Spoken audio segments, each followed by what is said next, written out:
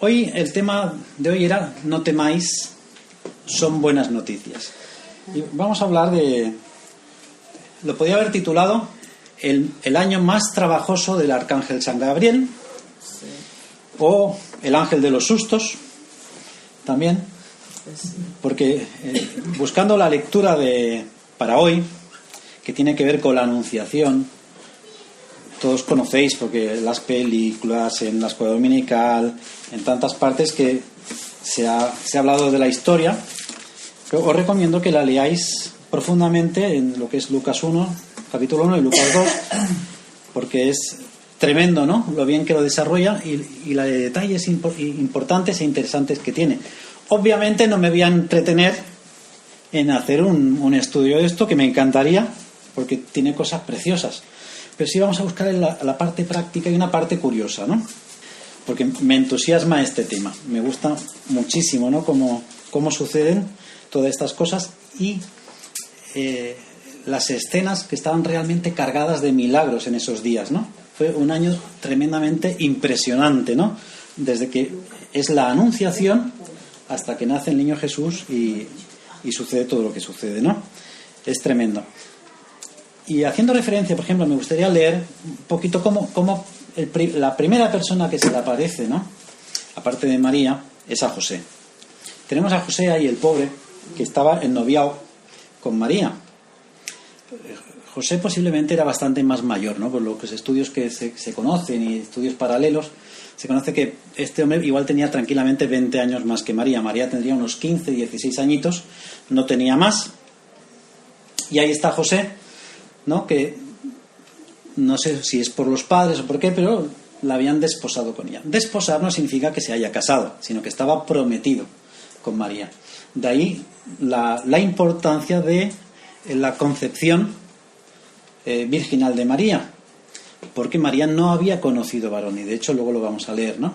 Entonces José estaba un poquito preocupado, ¿no? Estaba bastante preocupado porque, a excepción de lo que decía María, José no tenía certeza de lo que había sucedido ahí. Yo me imagino las dudas de este hombre que le pasarían por la cabeza, no solo las dudas de si que esta María realmente no era tan digna, o de la vergüenza que eso ocasionaría en su entorno, entre su familia, de que pues estos dos pues habían tenido relaciones prematrimoniales, ¿no? Y había dejado encinta a María. Imaginaos la vergüenza. Hoy es un poco de vergüenza muchas veces, imaginaos en esa época, ¿no? Que estas cosas eran mucho de guardar.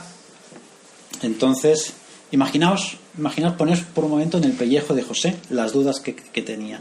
Era tal las dudas y la vergüenza que él estaba creyendo que iba a pasar, que en secreto estaba dispuesto a dejar a María y abandonarla, ¿no? Como un poco echándose las culpas a él, ¿no?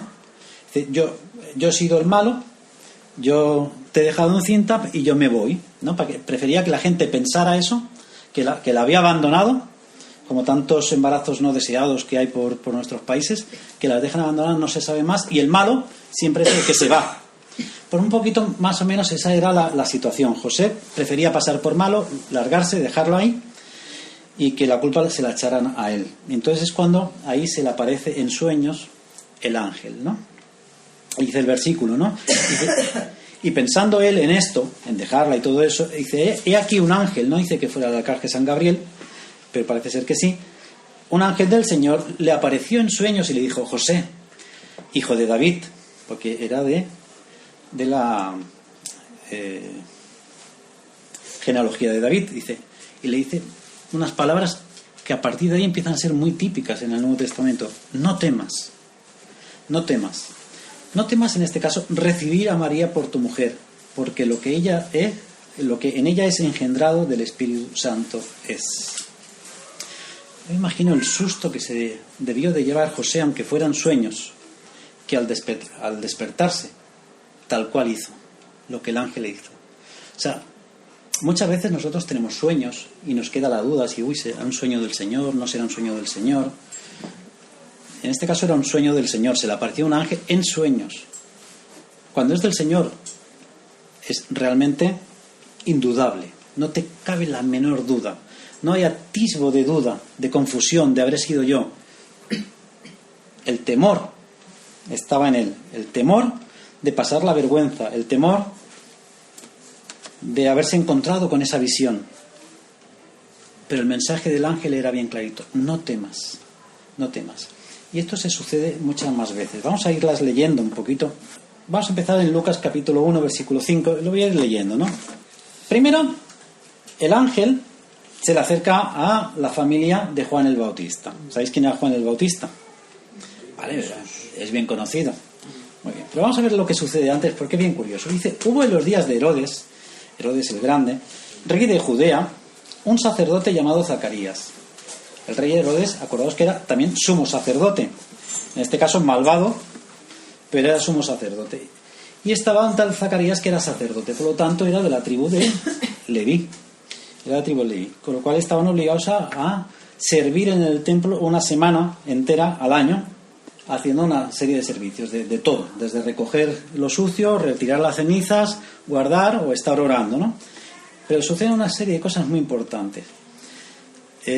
Un sacerdote llamado Zacarías, de la clase de Abías, su mujer era de las hijas de Aarón y se llamaba Elisabet.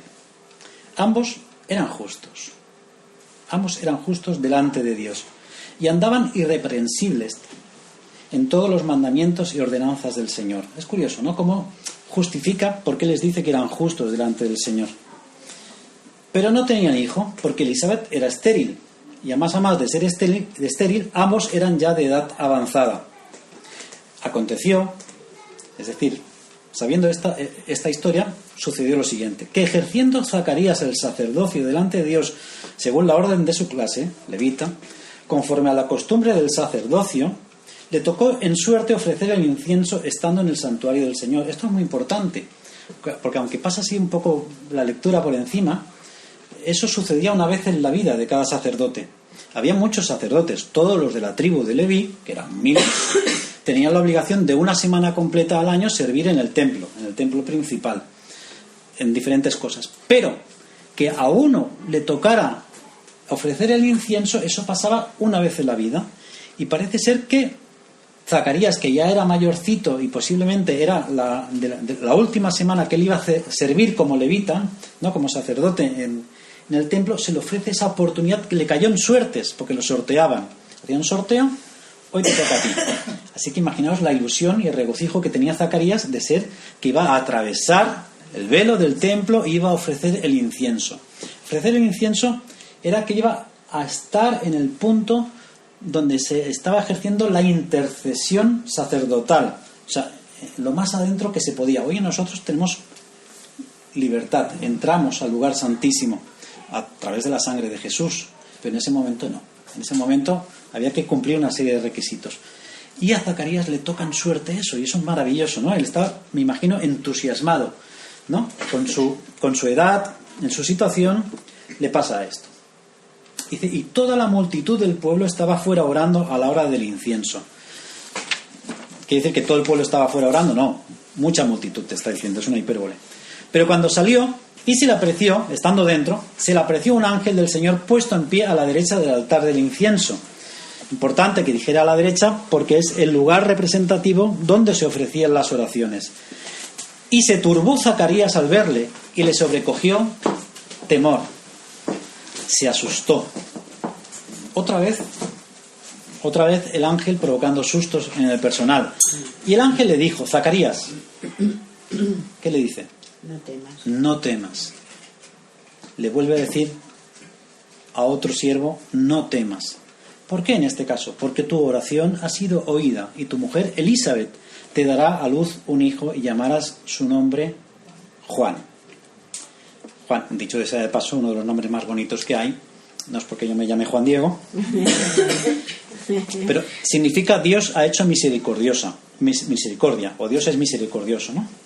Eso significa Juan.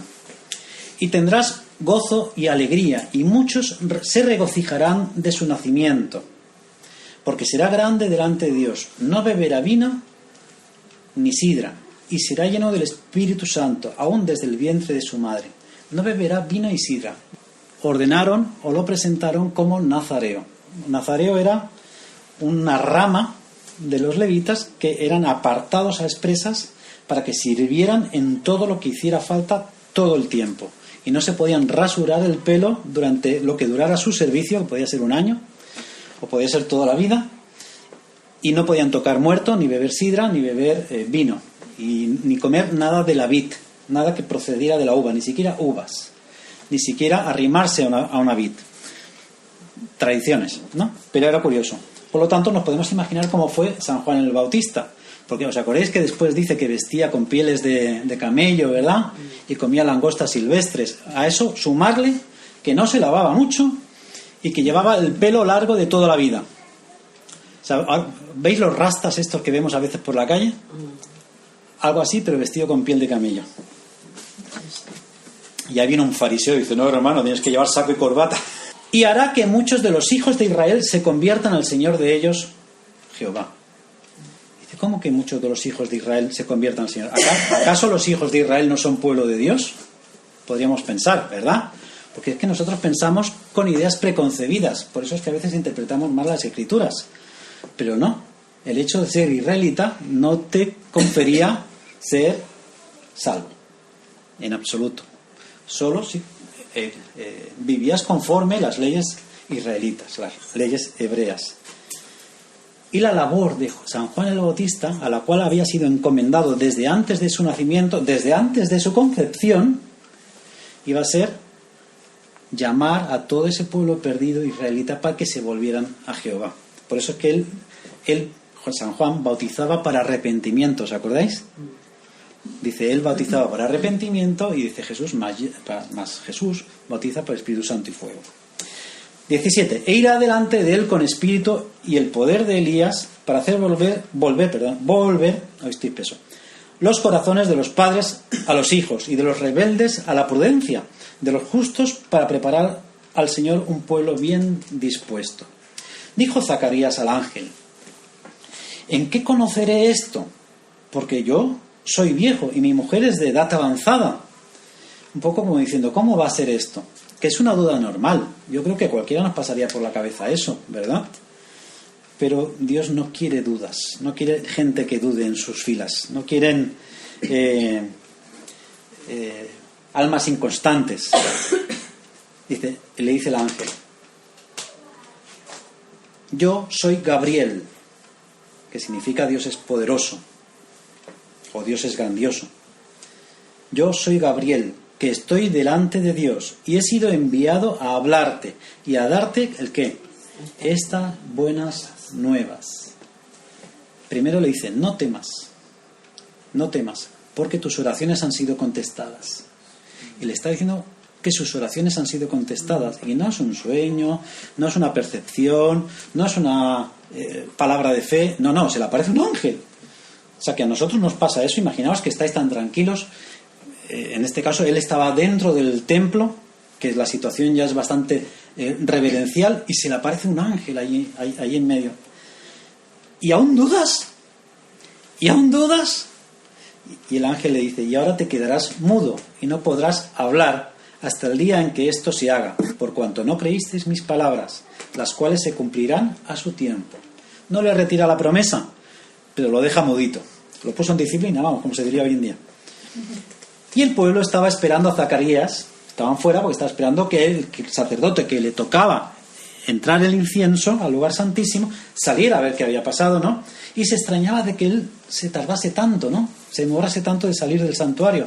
Pero cuando salió no les podía hablar. Y comprendiendo que había visto una visión en el santuario, porque salió desencajado, me imagino, ¿no? Intentando hablar y que no le salía voz de su boca, y les hablaba por señas y permaneció mudo. Y cumplidos los días de su ministerio, que eran 7 días, se fue a su casa. O sea, tuvo que acabar su trabajo. O sea, se había quedado mudo, había visto la visión. Imaginaos la escena. E impotente, tuvo que seguir obedeciendo y haciendo su trabajo. Eso no te quitaba, no te excluía esa disciplina de terminar tu trabajo, ¿no? Se fue a su casa. Después de aquellos días, concibió su mujer, Elizabeth, y se recluyó en casa por 5 meses, diciendo: así ha hecho conmigo el Señor en los días en que se dignó quitar mi afrenta entre los hombres. Bien, esto pasa con la primera escena y cambia ahora de panorama, cambia ahora de escenario y nos vamos al anuncio del nacimiento de Jesús.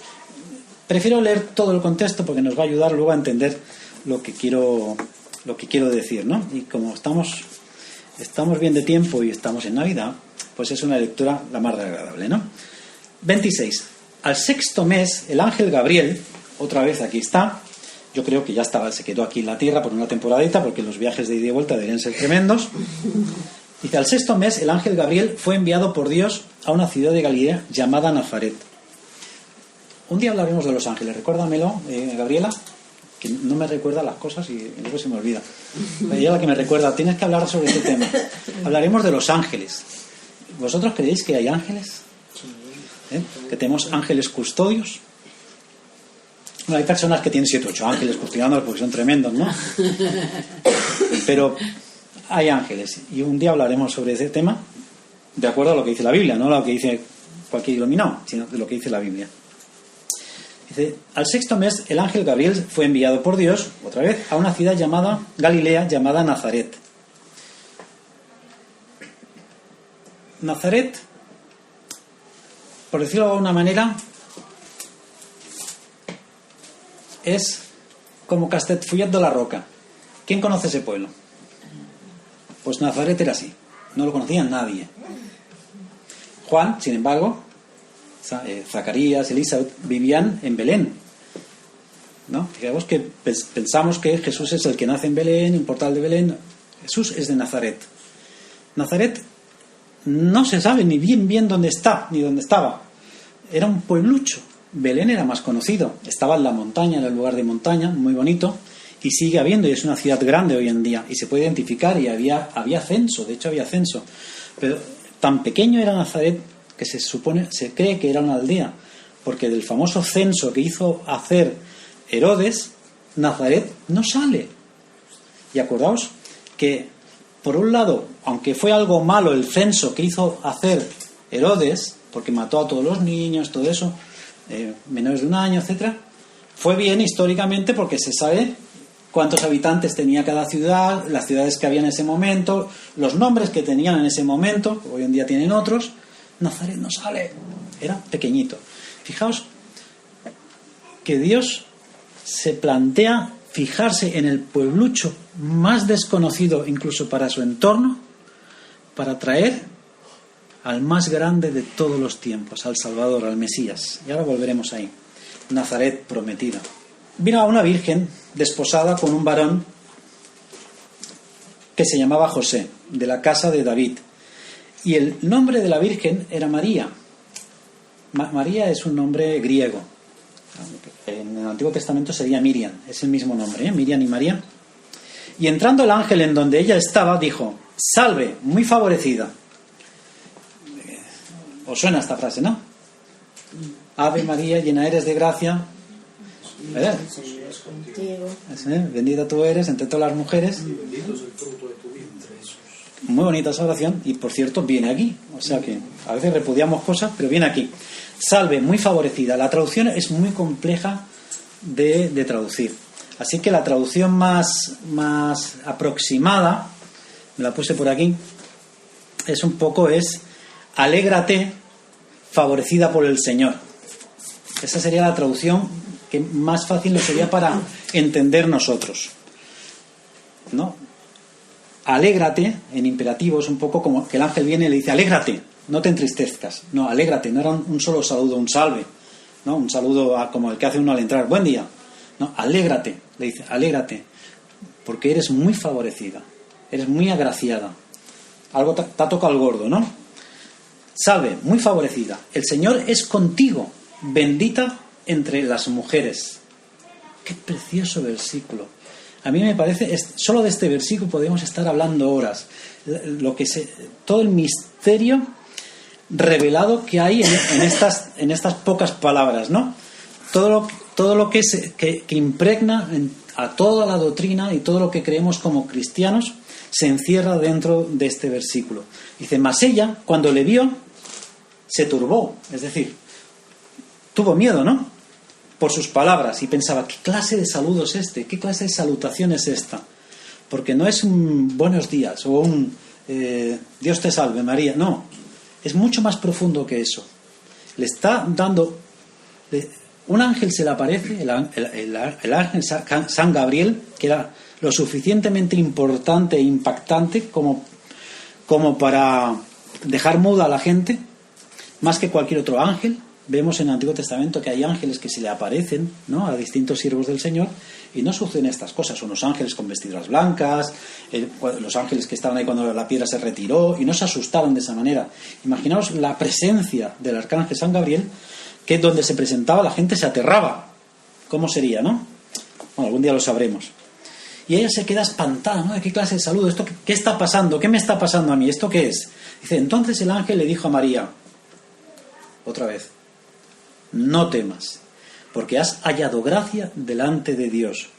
Y ahora concebirás en tu vientre y darás a luz un hijo y llamarás su nombre Jesús. Este será grande y será llamado Hijo del Altísimo. Y el Señor Dios le dará el trono de David, su padre, y reinará sobre la casa de Jacob para siempre, y su reino no tendrá fin. Aquí radica prácticamente todo lo que es la anunciación. Luego hay un momento cuando se le aparece a los magos, cuando se le aparece a los pastores, que si da tiempo lo leemos porque es tremendamente importante. Bueno, de hecho, si queréis leemos el de los pastores y con esto cerramos, así ya continúo con la aplicación práctica de esto. Está en Lucas 2:9, dice, aquí se les presentó a los pastores, que estaban ahí, unos pastores que estaban haciendo su trabajo, pastoreando, con sus pulgas, con sus perros, con las ovejas. Ahí estaban en el campo, ¿no? Llevando días, me imagino. Se les presenta otra vez el ángel del Señor, dice, y la gloria del Señor los rodeó de resplandor. Imaginaos la presencia, ¿no?, del ángel, y tuvieron gran temor. Pero el ángel les dijo otra vez, no temáis, ya van 5 veces, porque he aquí os doy nuevas de gran gozo, que será para todo el pueblo, que os es nacido hoy en la ciudad de David un Salvador, que es Cristo el Señor. Esto sucede un poquito más adelante, pero entre medio ya sucede todo lo que es todo el evento que bien conocemos, ¿no? Como María se presenta delante de Elizabeth, que era pariente suya, ¿no? Elizabeth recibe ella el Espíritu Santo solo al ver la presencia de María, que el niño se revuelve, se alegra en sus tripas. Suceden una serie de cosas maravillosas. Está el canto de María, ¿no?, que en forma de oración, que es preciosa. Un día intentaremos leerla entonadamente, que es muy bonita. Está aquí en Lucas 1, al final.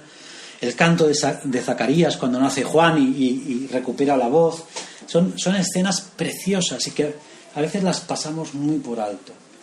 Y en el mundo evangélico, por desgracia, a veces nos centramos en otras muchas cosas que son buenas, no digo que sean malas, pero cosas tradicionales tan bonitas como todo esto, las remarcamos muy poquito, las pasamos muy por alto y no las tenemos muy en cuenta, quizá porque nos recuerdan demasiado al catolicismo. Pero no tengamos miedo. No tengamos miedo, está en la palabra de Dios. Y si está en la palabra de Dios, quien quiera que se apropie de la historia, pero está en la palabra de Dios y la historia es nuestra. Amén. Así que, como decía el ángel, no tengamos miedo. Siempre son buenas noticias.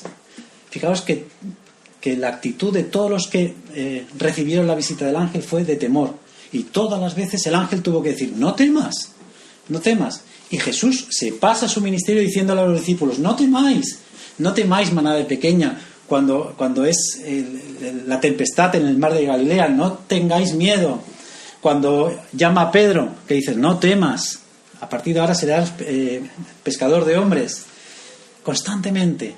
Pero, ¿por qué viene el miedo cuando son buenas noticias? Hay muchas razones. Yo me imagino que en esta cultura, imaginaos a María o a José, ¿no?, o a Zacarías, que vienen de un contexto judío, que creían que el que veía la imagen de Dios moría radicalmente, ¿no? Lo primero que se imagina es Dios que se me aparece, muere fulminantemente, se asustan, lógicamente. Y yo creo que nosotros nos asustaríamos. Yo os he contado algunas veces que yo tengo la manía de irme a veces por ahí al monte y dormir solo por ahí, ¿no? Pues a buscar al Señor solo. Yo soy muy ermitaño, aunque no lo parezca, que soy extrovertido, pero soy muy ermitaño. Pues a mí me gusta irme al monte solo y tirarme ahí un día o tirarme dos días, y a veces me tiran muchos más días. Y os aseguro que yo, que no soy miedoso, Yo no soy miedoso, ¿eh? A mí me podéis meter donde queráis, que no soy miedoso generalmente. Y a veces cuando estás solo a las 3 de la mañana y oyes un ruidito, bueno, no es nada, ¿no? Un poquito.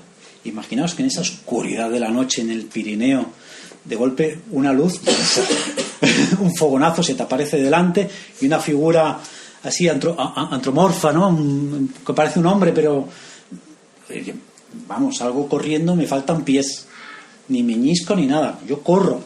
No temas, le dice constantemente el ángel a sus siervos. ¿Qué tenían de característico estos siervos? Excepto Zacarías, que era sacerdote porque le había tocado por herencia, y encima en las suertes poner el incienso, porque hasta ese momento solo barría, recogía y fregaba como levita. Los demás eran gente normal, un carpintero, una virgen de 15, 16 años, Elisa, ya viejecita, que lo que había hecho es cosas de su casa, del campo, etcétera. Gente bien sencilla, gente bien humilde, pero que Dios vio que eran justos. No se caracterizaban por ser gente de oración y de guerra espiritual, eran gente sencilla, que obedecía la palabra del Señor. Es lo único que dice. Así que con eso me quedo. Y a estos escoge el Señor, como dos historias paralelas, San Juan y Jesucristo, ¿no? Y nos damos cuenta, ¿no?, de qué cosas son las que a nosotros nos dan miedo. Cuando Dios nos habla. Cuando Dios nos habla a través de las Escrituras, a través de las enseñanzas. Dios nos dice muchas cosas. Dios nos ordena constantemente. Y aunque a veces olvidemos de que se ha predicado, o olvidemos la predicación que hayamos escuchado, o si hemos leído algo, eso queda. Porque la palabra de Dios nunca vuelve vacía. Y eso cae y cae. Entonces a veces estamos haciendo cualquier cosa, algo que no debemos o algo que debemos, o estamos durmiendo, o estamos trabajando, o estamos haciendo cualquier cosa, y nos viene algo a la mente, ¿no? Y el Señor me habló, porque estaba ahí, la palabra no cae en vano, trabaja en nuestro interior, trabaja en nuestras mentes, y cuando Dios nos quiere decir algo nos va a recordar eso que habíamos leído, que habíamos estudiado o que habíamos escuchado. Y siempre son buenas noticias para el pueblo de Dios. Ahora sí que, ¿por qué el pueblo de Dios anda temeroso? ¿Por qué el pueblo de Dios anda temeroso? Hablábamos la semana pasada de los ansiolíticos.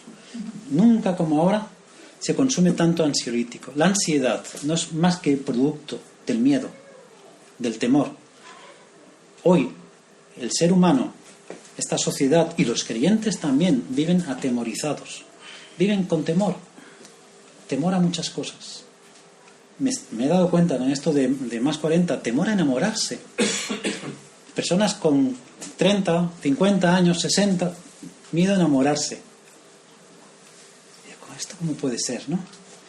Miedo a cambiar de trabajo, miedo a emprender algo nuevo, miedo al cambio en general, porque al final es miedo al cambio todo esto, que es uno de los mayores miedos que hay, el miedo al cambio.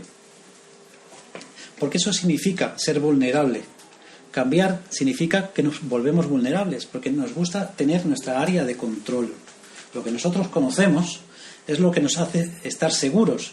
Y Dios dice, no, yo no quiero que tú estés seguro por lo que tú te crees que controlas. Quiero que estés seguro porque te agarras a mí.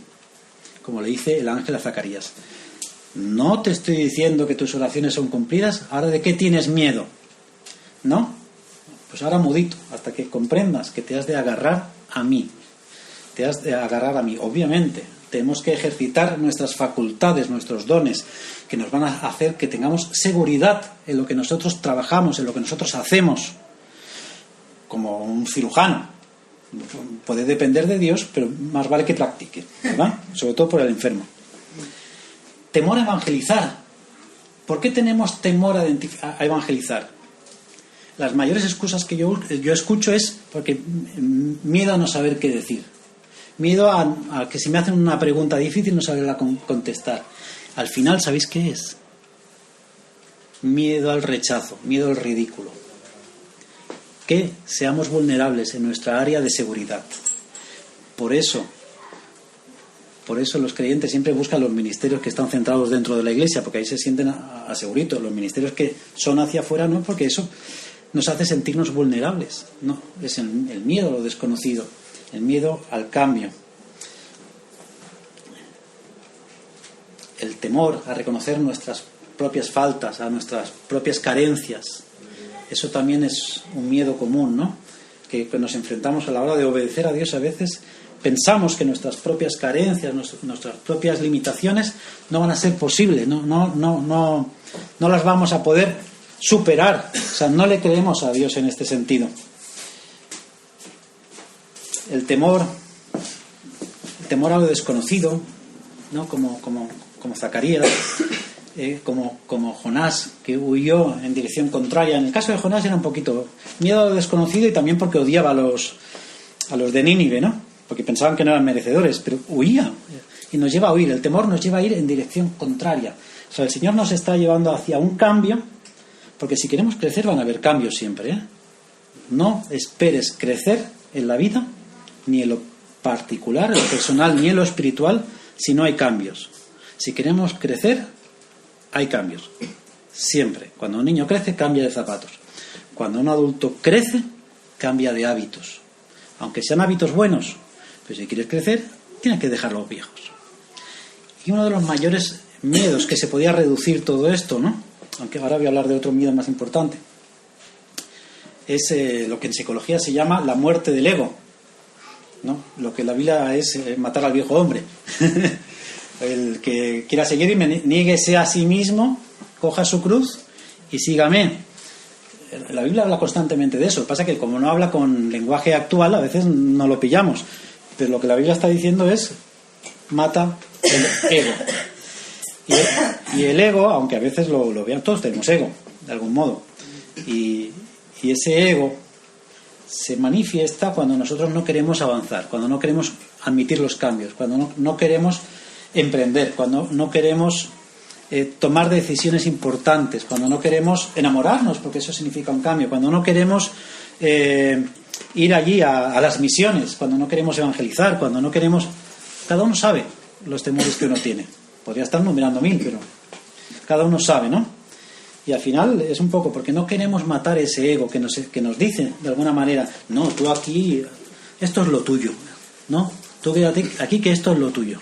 Eso nos dice el ego, porque aquí lo controlamos, sabemos, ¿no? Manejamos el coche a nuestra discreción. Por eso yo estoy convencido que los coches que van sin conductor no van a tener éxito. Ya, lo vaticino, vaya profeta yo. Pero no van a tener éxito, porque al ser humano le gusta agarrar el volante. Y Dios dice: suelta tu volante que lo llevo yo, pesado, que lo llevo yo. Que tú prepárate, a Dios pidiendo con el mazo dando, ¿no? Tú prepárate, capacítate, busca las escrituras, ora, haz lo tuyo, haz tu parte. Pero yo manejo el coche, no te olvides de eso. El temor, ¿no? Hay un versículo, si lo recordáis, que dice: el temor echa fuera... El amor echa fuera el temor. Sí, muy bien. Hay varios versículos que me gustan, ¿no? Hay uno que dice: el temor del hombre pondrá lazo, mas el que confía en Jehová será exaltado. Tiene que ver con este temor bastante, ¿no? Cómo a veces nosotros nos resistimos al cambio, a seguir queriendo gobernar nuestra vida y la de los demás a veces, y nos resistimos ahí, ¿no? Dice: el temor del hombre pondrá lazo. El temor nos paraliza, el temor nos impide avanzar, el temor nos impide crecer. Y cuando pasa eso, hay algo que se llama bipolaridad, que antes se llamaba paranoia, ¿no? Que es que una parte del cerebro nos dice: tienes que hacer esto, tienes que cambiar, esto es lo que tienes que hacer, y otra parte nos dice: no, yo lo voy a hacer de esta manera, mi manera, tal y cual, no sé qué. Y esas dos cosas se confrontan y es como si uno pisa el acelerador y el freno a la vez. Ahí se lía un desbarajuste que crea ansiedad, y la ansiedad nos lleva al diazepam. Y así pasa en la vida del creyente, ¿no? Y yo me imagino que cada vez que el ángel se acercaba a estos pobres siervos del Señor, les decía: no tengáis miedo, no temáis. Estaba un poco intentando evitar que se desbarataran sus cabezas, ¿no? Que se perdieran la razón. No temáis, son buenas noticias, son buenas noticias. Así que no dejemos que el temor gobierne nuestras vidas. Confiemos en el Señor, porque Él va a ser el que nos exalte. Hay una ilustración, ¿no? Porque el temor, por ejemplo, hay un versículo aquel de el principio de la sabiduría es el temor a Jehová. Pero bueno, entonces, ¿tenemos que tener temor o no? Todo hay que decir, por decirlo de manera breve, que no se trata del mismo temor, ¿no? El temor a Jehová es una cuestión de respeto reverencial. Esa sería la traducción mejor que he encontrado, ¿no? De respeto reverencial, ¿no? A la que nosotros reconocemos que en todo momento estamos vigilados por el Altísimo. De hecho, hay otro proverbio que dice: mas los ojos de Jehová están en todo lugar. O sea, no nos olvidemos de eso, que aunque nosotros creamos que nos estamos edificando nuestra película en la cabeza, los ojos de Jehová están en todo lugar. No solo en lo que haces, sino en lo que dices y en lo que piensas. Y hay una ilustración que me encanta, ¿no? Que es un niño consiguió hacer la mejor explicación de lo que es el temor a Jehová. Había un hombre que le gustaba mucho cultivar rosas. Y tenía rosas de todas clases, de todas las que pudo conseguir. Pero paseando un día unas calles de su barrio, vio a un vecino que tenía una rosa que él no tenía y había estado buscando durante mucho tiempo. Entonces se le ocurrió la feliz idea de coger a su hijo, irse a pasear, así cuando ya se iba oscureciendo, a pasear y disimuladamente acercarse a la verja, que era bajita, de este vecino que tenía esta rosa diferente. Miró a la izquierda, miró al otro lado, a la izquierda, a la otra izquierda, agachó la cabeza y arrancó ese pequeño rosal de raíz. Y el niño le dice: papá, ¿te has olvidado de algo? Y dice: ¿de qué? Y dice: que has mirado a todos lados menos para arriba. ¡Ostras! Eso es temor a Dios. Eso es temor a Dios. Que cualquier decisión que tomemos, por muy piadosa que nos parezca, sepamos que siempre es Dios el que nos vigila. Pero nos vigila siempre con buenas noticias. Yo quiero hacer de ti un mejor cristiano. Yo quiero hacer de ti cosas preciosas. No digo cosas grandes, porque a veces las cosas pequeñas tienen mucho más impacto. Cosas preciosas. Yo quiero hacer contigo que haya mucho pueblo que se arrepienta y vuelva a mí. Yo quiero hacer contigo que muchos conozcan la verdad a través de tus enseñanzas. Yo quiero hacer contigo que seas sal y que seas luz en el barrio.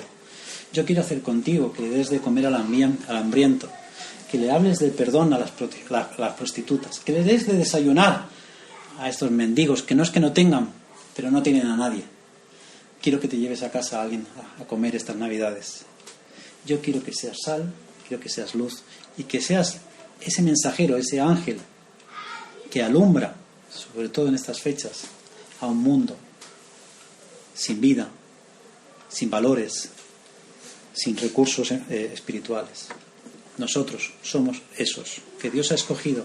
Somos esas personitas de ese pueblo insignificante de Nazaret. Llámalo Sardañola, llámalo Hospitalet, llámalo Santa Coloma, Singuerlín, San Roque. Ninguno vivimos en Pedralbes, afortunadamente, si no, no me serviría el ejemplo. Pero somos esos, que no somos nadie. Unos han estudiado más, otros han estudiado menos, unos ganan más, otros ganan menos, unos son más guapos, otros más feos. Bueno, ninguno es feo. Pero no somos nadie. De Dios le plació darnos el reino. Hijitos míos, no temáis, pues a mi Padre le ha placido daros el reino. Somos herederos del mayor regalo, de la mayor herencia de la que uno puede soñar. Y lo bueno es que podemos empezar a disfrutarla desde ya. Desde ya. Dejemos de pensar solamente en el más allá y veamos que en el más acá Dios está presente. Porque Cristo vino y Él es el camino, la verdad y la vida. Y ese es el mensaje que nosotros hemos de desprender, que nos ha de salir de nuestros poros cuando caminemos y andemos cada día. Tú allí en el geriátrico, con los viejecitos que cuidáis, cuando andáis ahí apagando fuegos, cuando estemos donde estemos, estamos reflejando esa luz. Así que, hermanos, no tengamos miedo, no temáis. Lo que Dios va a hacer con nosotros son buenas noticias. Y esas mismas buenas noticias las hemos de compartir con el mundo. Y si el amor echa fuera todo temor, veamos, cuando miremos a esas ovejas que andan perdidas sin pastor por el mundo, vamos a mirarlas con el prisma del amor y ya no tendremos temor de llevarles el Evangelio, no tendremos temor de hacer el ridículo, no tendremos temor de perder nuestro lugar de comodidad, nuestra área de confort, que se dice hoy en día, porque el amor nos va a mover a saltar la valla como locos, ir a rescatar estas ovejas.